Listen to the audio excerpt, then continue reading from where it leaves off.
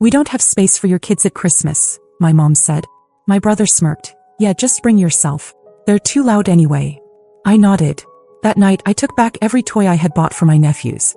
At 7:10 a.m., my sister texted, "Where are the presents?" "They're crying." I replied with, "It was one of those moments where you just sit there, stunned, not even sure what just happened."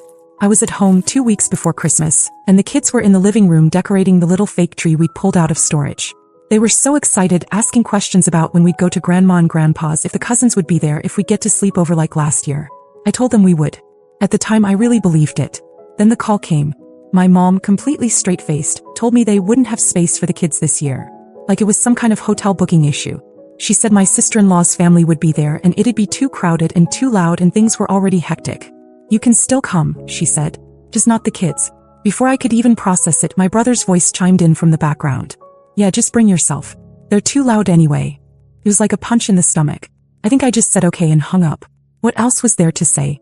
I sat on my bed for a long time after that, trying to figure out how to break it to my children without breaking them. I couldn't do it, so I didn't.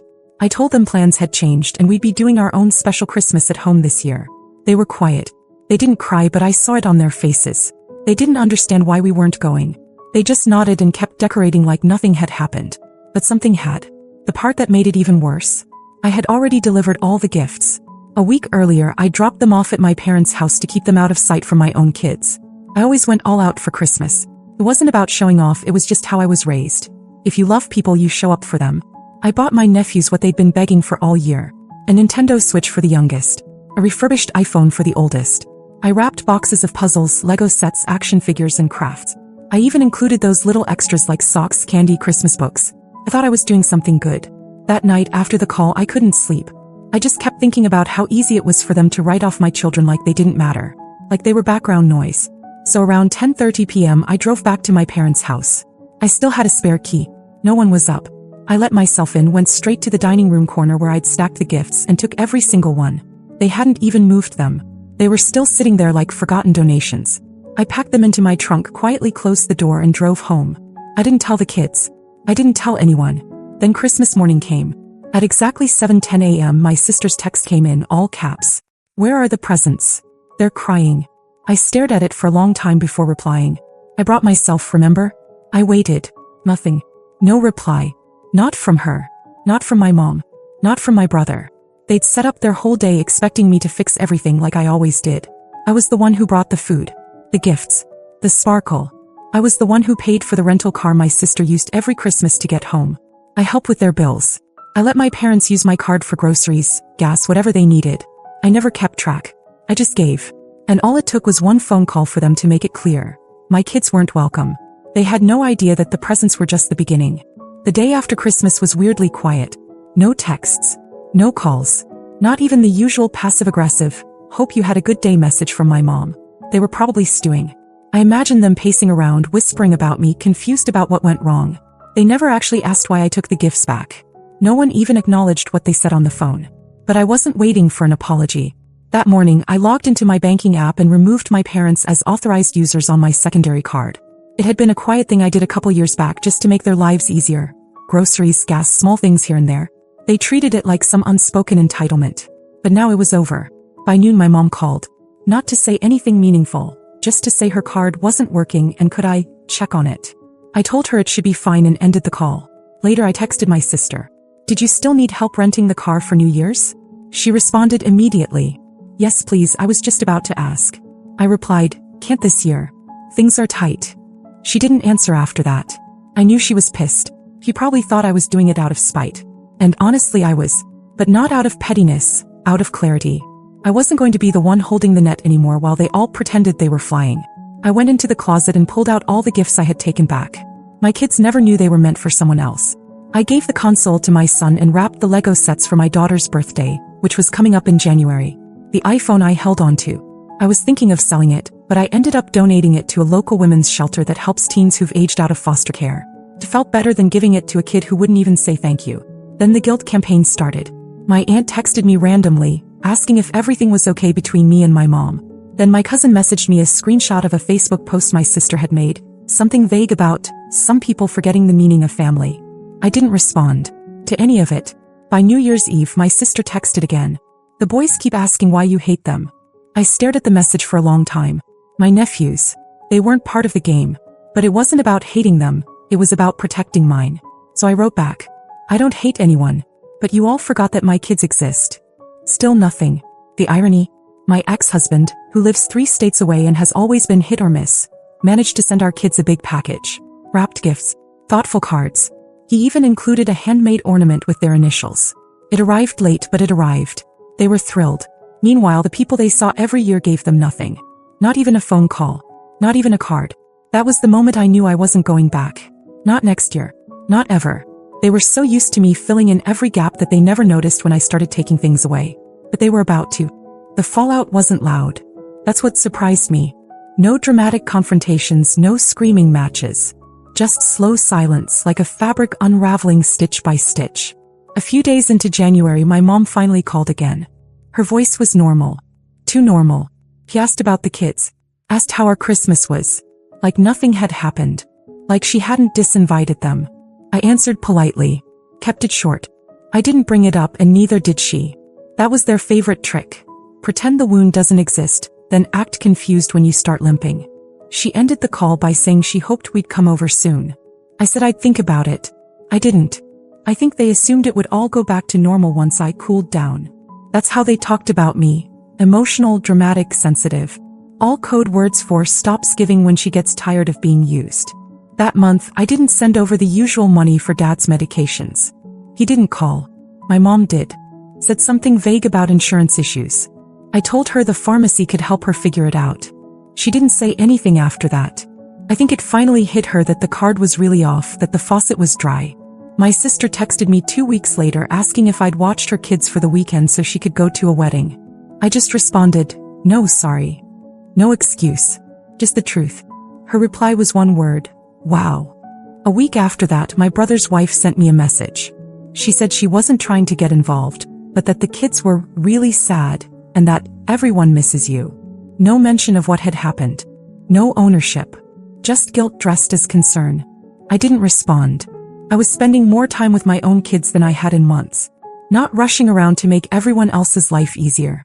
Not burning money and energy on people who didn't even like my children in the room. We made hot cocoa every other night. Played the Switch. Took long walks around the neighborhood. I watched them settle into something peaceful. Safe. Like they finally didn't feel like second-class citizens in their own family. One night my daughter asked, why didn't we go to Grandma's this Christmas? I said, because it wasn't a place for us this year. She thought about it for a second and said, that's okay. I liked our Christmas better. And that was it. No tears. Just truth. Meanwhile, cracks started forming in the family machine. I heard through a cousin that my sister's car broke down and she couldn't get to work. That my parents had been asking around for help with bills. That my brother's wife was complaining about how everything's fallen on us lately. They were starting to feel the weight. The kind I used to carry without them noticing. Every little thing I used to do quietly had been holding up a lot more than they realized. Without me, the holes showed. But none of them called to say sorry. None of them said, we were wrong. And now I wasn't just gone, I was watching. And I was done playing dumb. By mid-January, things started getting oddly transactional. The silence was over, not with apologies or reconciliation but with Venmo requests. Random, unspoken requests from my mom. $25 here, $50 there. One was labeled for gas. Another said we need food. She never texted or called to explain, just sent the requests like it was still December and I was still playing my role. I didn't send a dime. A week later my phone rang. My mom. He sounded pleasant at first. Too pleasant. She asked about the kids, what they were up to, how school was going. Like we hadn't just spent Christmas divided by an invisible wall that she built. I let her talk. Then she said, by the way, I sent a couple Venmo things. Did you see them? I said I did. She paused, expecting me to offer something. When I didn't, she tried again. Things have just been a little tight lately. I said, do you remember what you told me before Christmas? She didn't answer right away. Then came the inevitable excuse. I didn't mean it the way it sounded. It was just going to be a lot of people this year. We were trying to keep things simple. Right. Simple. And apparently, the simplest way to make space was to remove 2 children from the equation. I told her I wouldn't be helping out anymore. Financially or otherwise. She gave one of those tight, breathy sighs. Then said, well, I hope this isn't permanent. We're still family. I didn't say anything back. I think we both knew the answer already. And then a few days later something strange happened. My son came into the kitchen holding his tablet, looking a little confused. He asked, "Why did Uncle Tom say Santa doesn't like us?" I froze. "What are you talking about?" He showed me the screen. My brother had posted an Instagram story, short video, probably meant to disappear in 24 hours but not fast enough. He was standing in his kitchen filming a tiny box of off-brand building blocks on the counter. He said, "Guess this is what Christmas looks like when someone decides to play the Grinch." In the background, his wife laughed and said, "Next year, we'll just tell the kids Santa's allergic to drama." They didn't say my name. They didn't have to. They made my kids the punchline in some petty online joke. Turned a family betrayal into content for their friends. My children were excluded and now they were mocked for it. And it reached them. Through a screen they weren't even supposed to be watching that day. That night I went into our old family group chat. The one where we used to plan holidays and birthdays and text each other random memes. No one had said a word in it since December. I sent one message. "You can unfollow me in real life too." Then I left the chat. No one followed up. Not one call. Not one message. Not even a half-hearted defense. But here's what they hadn't thought about. I still had all their tax paperwork. Every year they sent me their W-2s, their receipts, screenshots, and login info. I'd file everything. Help them get better returns. Fix their mistakes. They never even learned how to do it themselves. My sister had already mailed hers like clockwork first week of January. A manila envelope with her scribbled note. "Can you do it by the 20th? Need the refund ASAP." I slid it into a drawer and didn't touch it. No message. No warning. Just nothing. Let them figure it out this year. Or don't. Because what they never realized is that I wasn't just the one who brought the gifts. I brought the knowledge, the money, the support, the stability. I was the invisible infrastructure they all leaned on. And they took it for granted because I made it look easy. Now piece by piece I was dismantling it all. Quietly. Thoroughly. And they were starting to feel it. February came and the air shifted. It wasn't dramatic. It was the kind of change that creeps in slowly until suddenly it's undeniable. My sister texted me first. No greeting. Just, "Hey, did you file yet? My refund usually hits by now." I stared at it for a minute, then put the phone down. She waited a day before following up. "Madison, I really need it. I have rent coming up.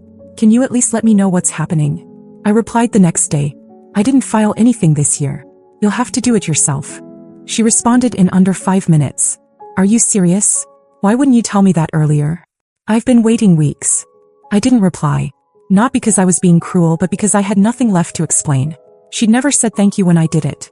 Not once in the 7 years I handled her taxes. Not one gift card, not one kind word. Just expectation. Just assumption. 2 days later I got a call from my dad. That was unusual. He opened with small talk, asking about the weather, how work was going, if the kids were doing all right. I knew it was coming, so I just waited. Then he said it. "I heard you're not helping with taxes this year." I confirmed it. He went quiet, then said, "We've always relied on you for that stuff." I asked, "You mean the same way my kids rely on having family who want them around?" Silence. Eventually he said, "Your mom didn't mean to upset you. Things just got messy with the holidays." But I wasn't angry anymore. Not really. I'd passed that stage. I just didn't trust them. And I didn't owe them the stability they never gave me or my children. I told him I hoped they figured things out and that I had to go. That week I got an email. My brother's wife, of all people. Formal tone. Subject line, "Help." She explained that they were trying to refinance the house and needed help organizing financial paperwork. Said I'd always been the one to handle stuff like this. Then, casually at the bottom, she added, "It'd be great to get that iPhone back if you haven't already sold it. It was meant for Tyler and he's been pretty upset." I reread it twice, wondering if she was being serious. I didn't respond. They thought all of this was temporary. That I was just being emotional. That eventually I'd get over it, come back into the fold, pick up the slack again.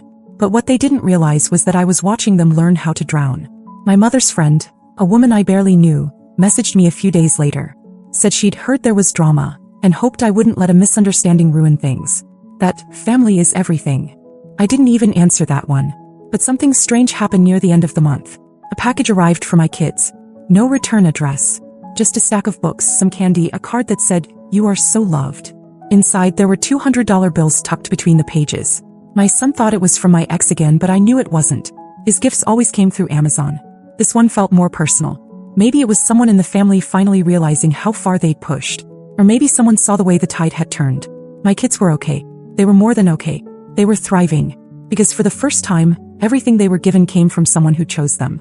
The people who used to ignore them were now struggling, scrambling, missing tax deadlines, losing access to money, asking for help in ways they never had to before. And all I did was stop giving. No warning. No fight. Just absence. And absence, it turns out, is louder than anything I ever could have said. By March I realized something strange. I hadn't cried once. Not when they excluded my kids. Not when I pulled the gifts out from under their tree. Not when they started unraveling one by one, trying to patch up the damage without ever acknowledging the cause. I hadn't cried because for the first time in years I didn't feel powerless. I felt free. One morning I got a text from my brother. "Hey, Mom's in the hospital. Nothing major. Blood pressure. Just thought you should know." That would have worked on me once. The vague guilt, the implication that if I didn't show up now I was the bad one. But even that felt different now. They weren't informing me out of concern. It was bait. I sent back, "Hope she's okay." That was it.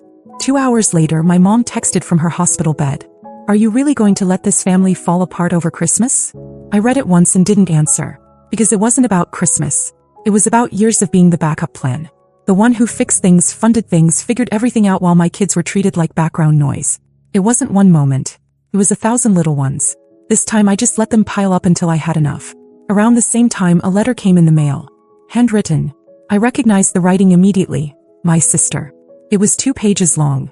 She wrote about how hard things had been. How she missed the way things used to be. How the kids, her kids, kept asking when they'd see Aunt Madison again. She never mentioned what she said on the phone that night. Never mentioned the "they're too loud anyway" comment. Just said, "We were all stressed. I think we forgot how much you do for everyone." That part made me laugh. We forgot. Not we took it for granted. Not we treated you and your kids like an afterthought. Just forgot.